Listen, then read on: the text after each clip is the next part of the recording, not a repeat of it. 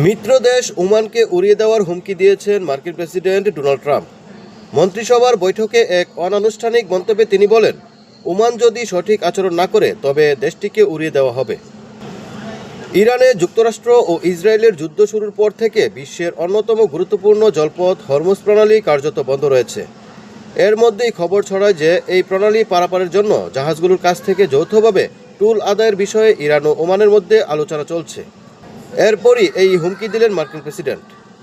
মঙ্গলবার ট্রাম্প ঘোষণা দেন, এই প্রণালী সবার জন্য উন্মুক্ত থাকবে, কেউ এটি নিয়ন্ত্রণ করতে পারবে না।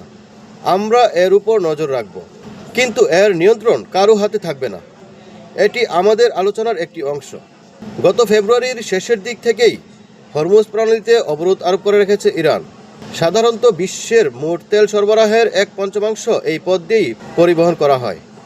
প্রণালী বন্ধ থাকায় বিশ্বজুড়ে জ্বালানির দাম বেড়েছে। হরমুজ প্রণালী দিয়ে চলাচলকারী জাহাজ থেকে টুল আদায়ের একটি ব্যবস্থায় ওমানকে রাজি করাতে চাইছে তেহরান। এক আঞ্চলিক কর্মকর্তার বরাতে সম্প্রতি ওই তথ্য জানিয়েছেন অ্যাসোসিয়েটেড প্রেস এপি। ওমানকে দেওয়া হুমকিতে ট্রাম্প বলেন, ওমানকে অন্য সবার মতোই সঠিক আচরণ করতে হবে, তা না হলে আমাদের তাদের উড়িয়ে দিতে হবে। তারা এই বিষয়টা বুঝে।